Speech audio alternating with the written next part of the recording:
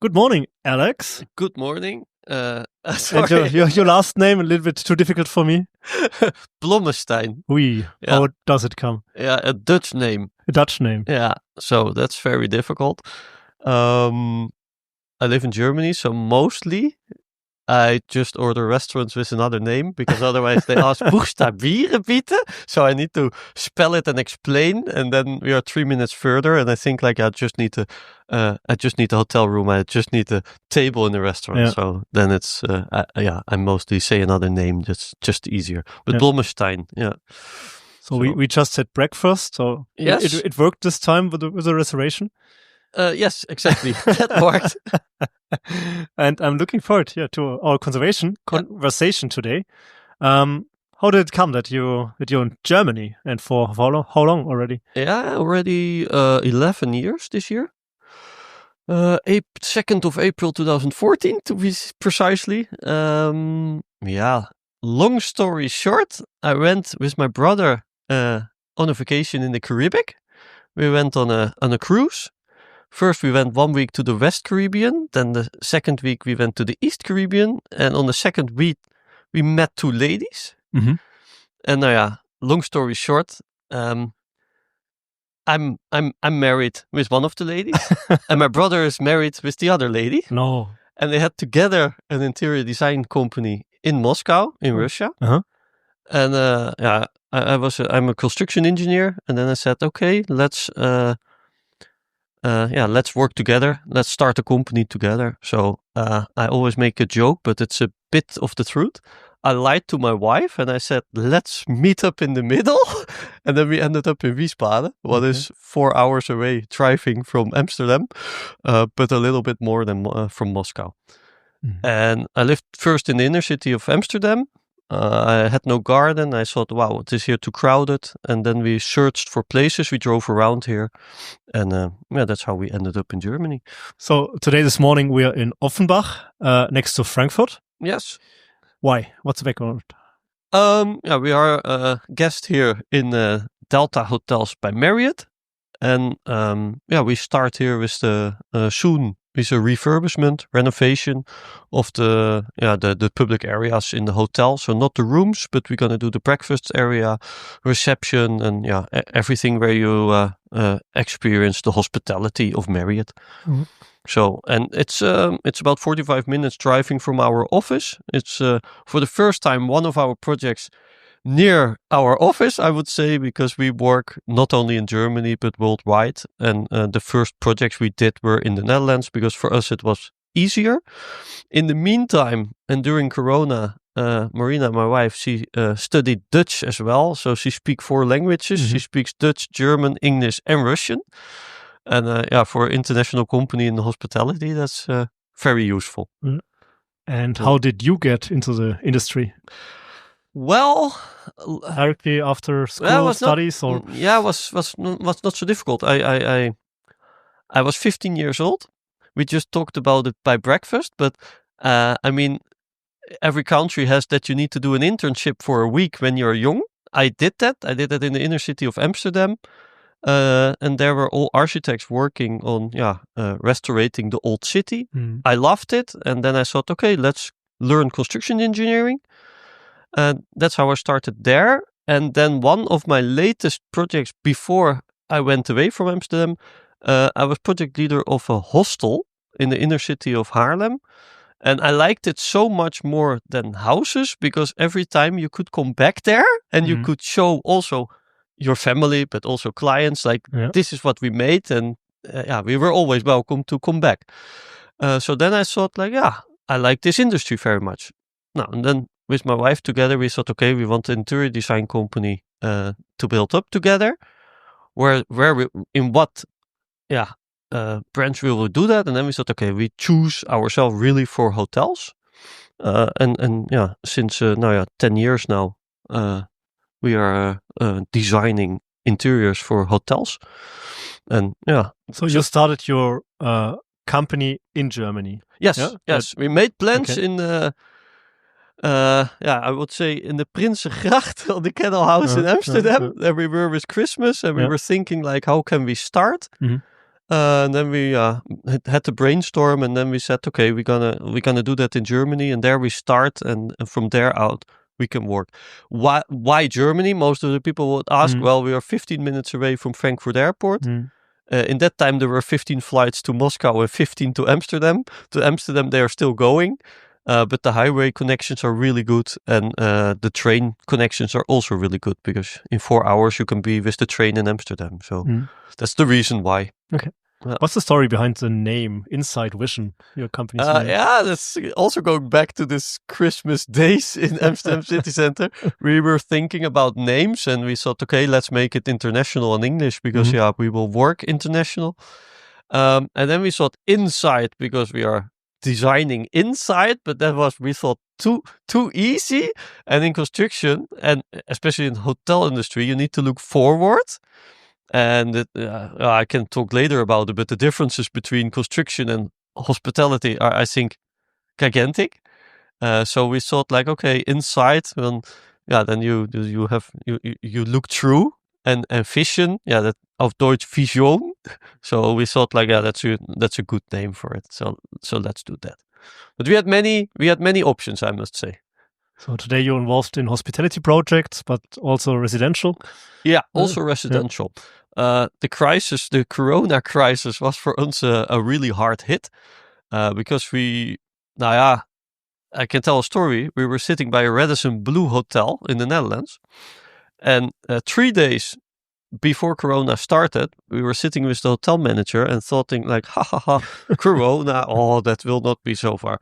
His wife wanted to go to a concert in October. Now it was March, so it was so far away, and we were all laughing, like, October, Corona, And she was afraid that she could not go to the concert, and they were not sure if they should buy the tickets. 3 days later, we were back in Germany, and we got a call. We are in total lockdown. Thank you very much for your offer, but we will not proceed with it. Long story short, the hotel was sold, and we never got the project, unfortunately.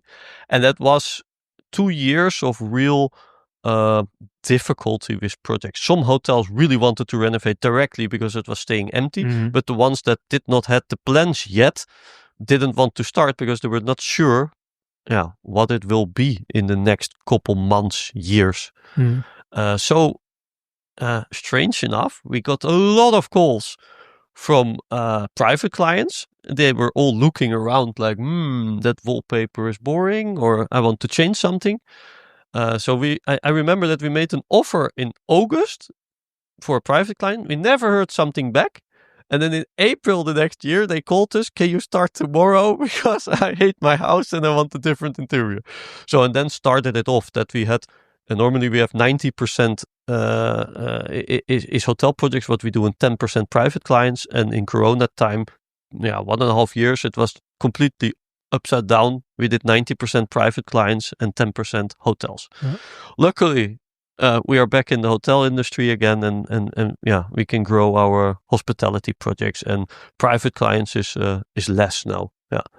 Was it even harder being an entrepreneur's couple during these hard times, or an advantage even? Was it harder? Yeah, maybe not, because you are finally not so stressed out anymore. Because normally, my wife say always, it's like a train. We have projects, they are all on the train, and then the project is finished. You're standing by the train station, and then you think like, okay, I run so hard, but now I'm there, so it's fine. Okay. And then start a new project again. So we have mostly that we have it really, really busy, and then out of nothing, it becomes quiet again. And then 1, 2, 3 months later, it's get busy again. So that was also a good experience, I must say. To have this. How does interior design, or in the hospitality especially, has evolved over the last years or since Corona? Is there any? It evolved a lot, I think, and I think it has a lot to do with storytelling and concepting, and you need to have a good story and a good design to really attract a lot of clients and have a high occupancy rate.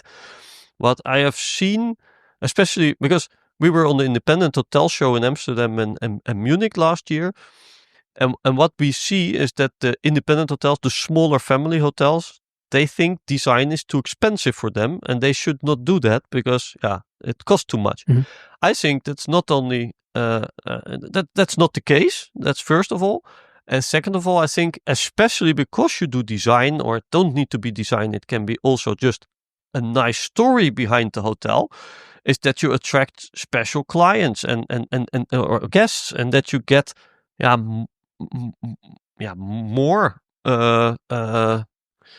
more people into your hotel. I Mhm. think it especially can boost your hotel. A couple weeks ago, was in Nuremberg. I saw on a presentation somebody that made a rock and chill hotel.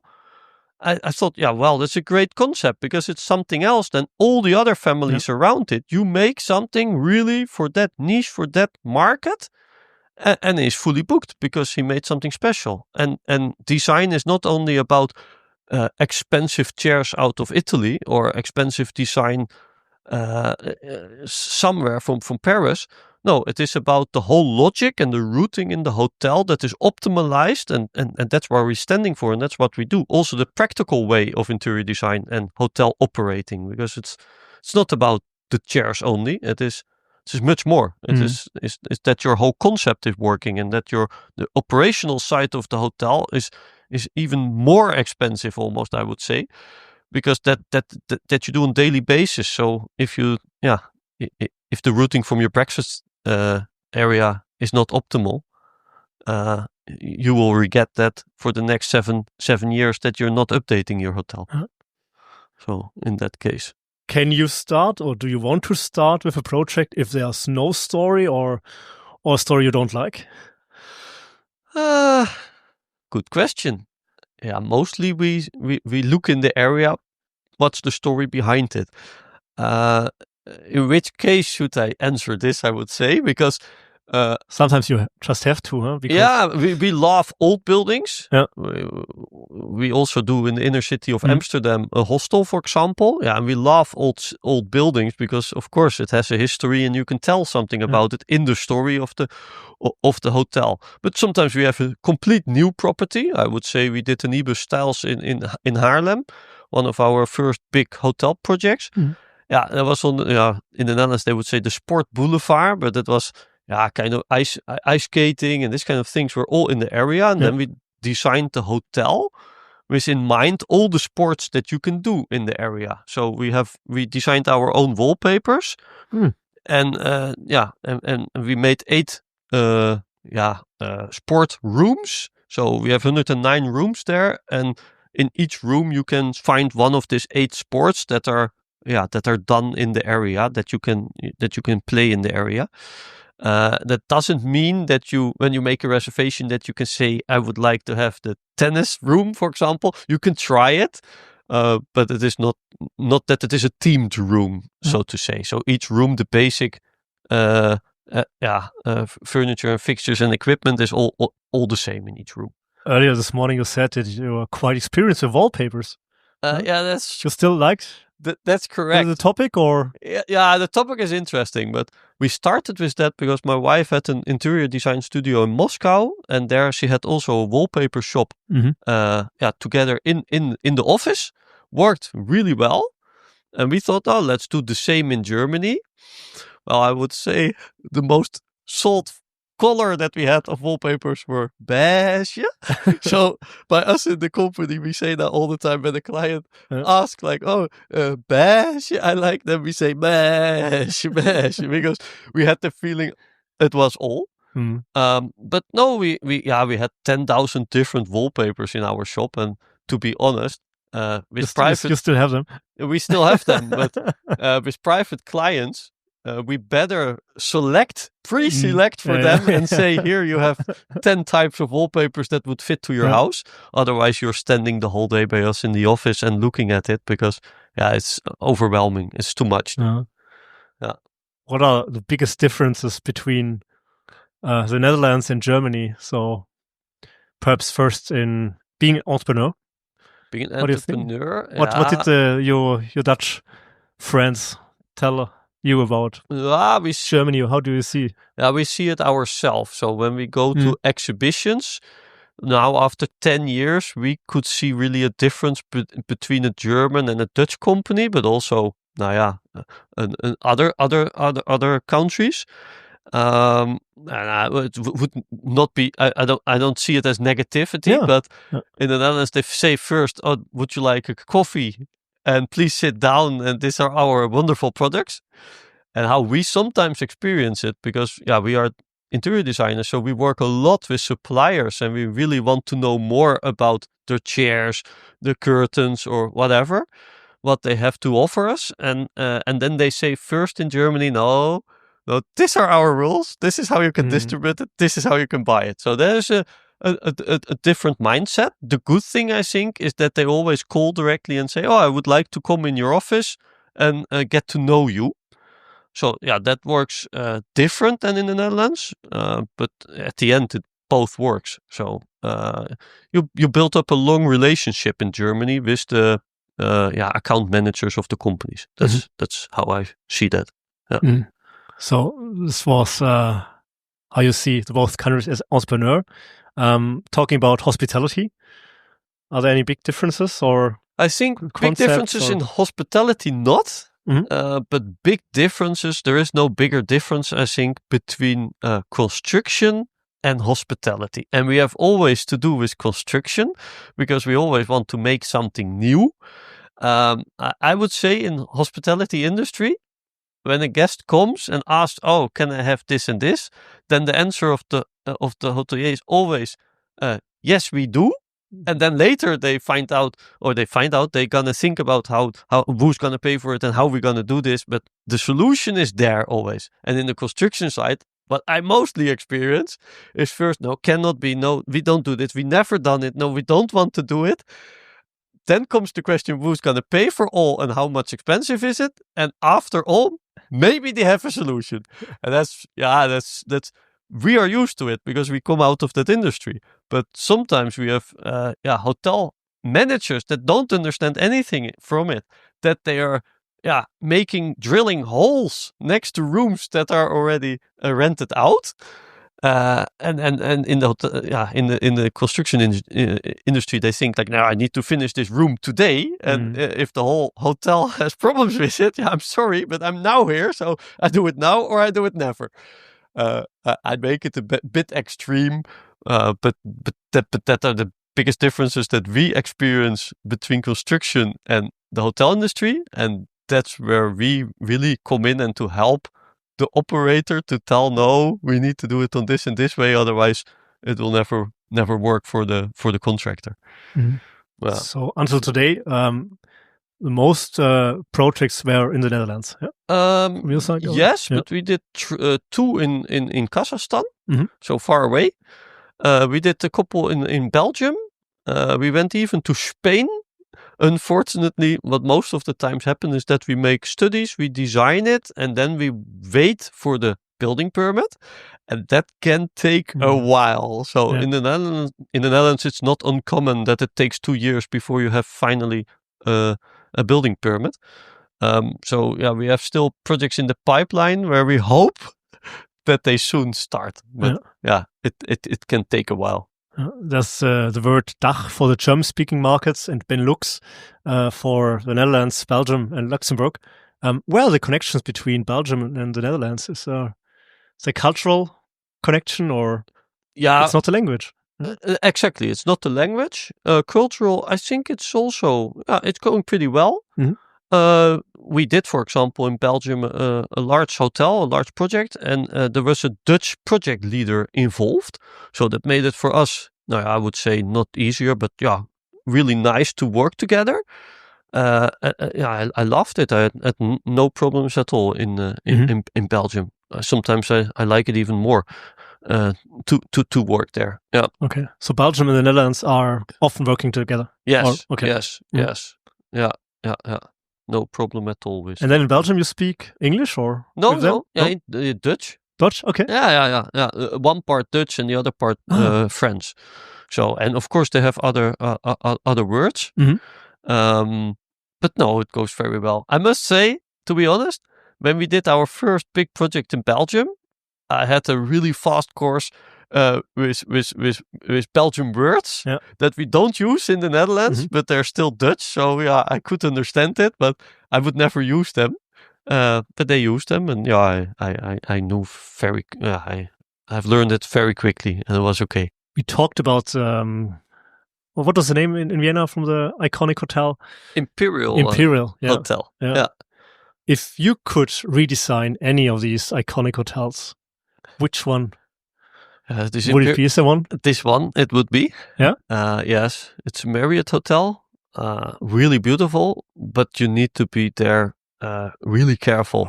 I was 12 years renovating or restorating old churches in the inner city of Amsterdam, old kennel houses.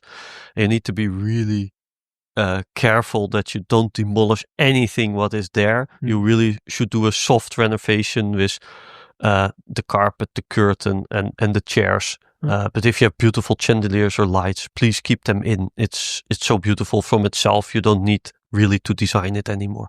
Cool. Yeah. Alex, thank you so much. Thank you very much for this podcast episode. But that's not the end. No. Between the both of us, as we will start a hotel podcast. Yes, exactly. Well, a couple of weeks ago, I thought like, wow, what great this podcast. I listen to them all in the car when I drive mostly to the Netherlands. And then I thought like, we don't have this in the Netherlands, so let's introduce it. I called you. I asked you, well, can we do this in the Netherlands? And you said directly, yes, of course. Cool. Let's do that. So now we are sitting in Frankfurt. But hopefully soon we sit somewhere in the Netherlands and we make a Dutch hotel podcast. Yeah, cool. I'm really looking forward to this. And one of the main questions in the beginning was, do you want to do the podcast in English or in Dutch? But I think Dutch is cool, huh? Yeah, I will do it in Dutch. Yeah. That will be, I think for the Dutch market, it would be interesting. Mm-hmm. And I'm really looking forward for it because, I think we have some great stories to tell there. They will tell us a lot about the Dutch market as well. Yeah. You don't not only have the big brands, hotel operators coming from the Netherlands, but of course also big tech players. Absolutely. OTAs, Booking.com, founded in Amsterdam in 2005 or 6. Yeah, the headquarters was even not far away from where I worked 12 years long. I think 1 minute walking distance. So, that's true. Yeah. So we have a lot of opportunities in the Netherlands to make a great Dutch hotel podcast. Yeah. So even if I don't understand Dutch, perhaps one time I will join you. You are always welcome to join. Always welcome to join. And mostly if we speak slowly in Dutch, then Germans can understand as well. So we can try that. Or it's a good moment for me and good challenge to learn a little bit, huh? And that's Dutch, true as well. So I heard you speak already French. So. Yeah, French. Yeah, we just did a podcast in French. That's right. Yeah, but Dutch would be really another story for me. Okay. I like languages, so let's try it. Yeah. So cool. Thank you, Alex. Thank you very much. Looking forward to our project. All the best for you, for your company, your wife, you both. And see you soon. Thank you very much. In the Netherlands. See you there. See you. Bye-bye. Bye-bye.